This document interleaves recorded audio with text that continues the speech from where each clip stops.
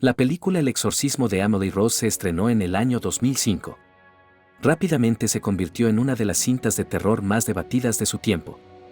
Su impacto se debe a una razón fundamental: está basada en una historia real. Esta narrativa escalofriante ha capturado la imaginación de millones. Nos invita a explorar los límites entre la fe, la ciencia y lo inexplicable. Hoy desvelaremos los detalles de este caso que conmocionó al mundo. La verdadera Emily Rose fue Anneliese Michel, una joven alemana nacida en 1952. Su infancia transcurrió con normalidad, sin indicios de los horrores que la aguardaban. Llevó una vida apacible en una familia profundamente religiosa. Todo cambió drásticamente cuando Anneliese cumplió 16 años. Fue entonces cuando su existencia dio un giro oscuro e inesperado.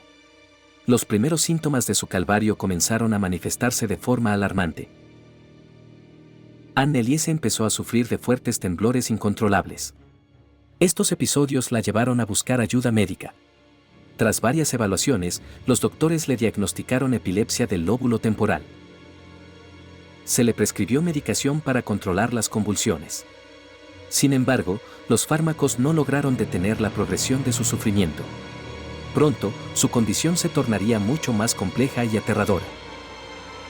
Poco después de los ataques epilépticos, Anneliese comenzó a experimentar fenómenos aún más inquietantes. Empezó a ver terribles imágenes diabólicas. Estas visiones la atormentaban constantemente. Además, escuchaba voces que le susurraban y la denigraban. Las voces le decían que estaba condenada y que ardería en el infierno. Intentó compartir estas experiencias con sus médicos, pero no pudieron ofrecerle una solución. La medicina tradicional no tenía respuestas para sus tormentos internos. Los tratamientos psiquiátricos tampoco lograron aliviar su angustia. Anneliese se sentía cada vez más aislada y desesperada. Con el tiempo, la situación de Anneliese empeoró drásticamente. Las voces se hicieron más insistentes y las visiones más vívidas. Comenzó a rechazar objetos religiosos, como crucifijos y agua bendita.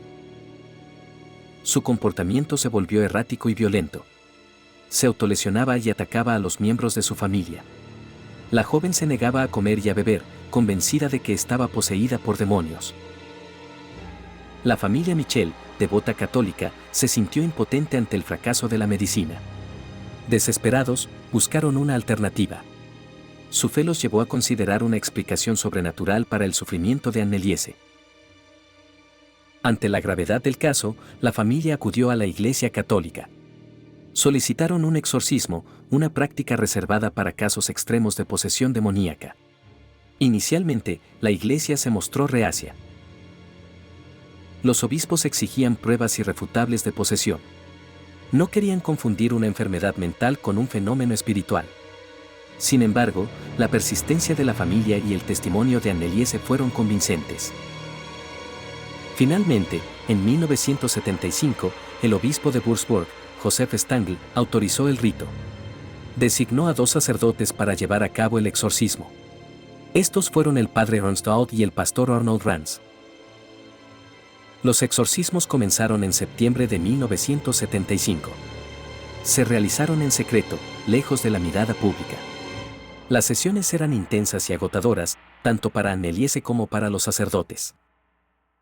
Durante los rituales, Anneliese mostraba una fuerza sobrenatural. Hablaba en diferentes voces y lenguas, identificándose como varios demonios. Entre ellos, se mencionaron a Caín, Judas Iscariote, Nerón y Lucifer. Las sesiones se llevaban a cabo 1 o 2 veces por semana. Cada una duraba varias horas. Anneliese a menudo tenía que ser atada para evitar que se hiciera daño o atacara a los presentes. A medida que los exorcismos avanzaban, la salud física de Anneliese se deterioraba rápidamente. Se negaba a comer y a beber, alegando que los demonios no se lo permitían. Su cuerpo se consumía. Perdió una cantidad alarmante de peso. Sufría de neumonía y fiebre alta. A pesar de su estado crítico, los exorcismos continuaron, con la esperanza de liberar su alma. El 1 de julio de 1976, Anneliese Michel falleció en su cama. Tenía solo 23 años. La causa oficial de su muerte fue desnutrición y deshidratación severa.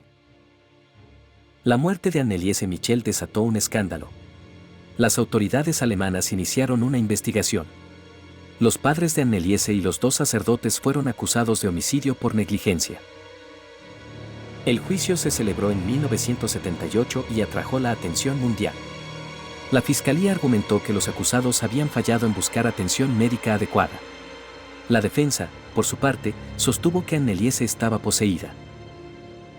Presentaron grabaciones de las sesiones de exorcismo como prueba. En ellas se escuchaban las voces guturales y los diálogos con los supuestos demonios. El tribunal, sin embargo, no aceptó la posesión como defensa legal. Los 4 acusados fueron declarados culpables de homicidio por negligencia. Se les impuso una pena de 6 meses de prisión, suspendida con 3 años de libertad condicional. La sentencia fue un reflejo de la complejidad del caso. La historia de Anneliese Michel sigue siendo objeto de debate. Para algunos, es un trágico caso de enfermedad mental no tratada. Para otros, es una prueba irrefutable de la existencia del mal.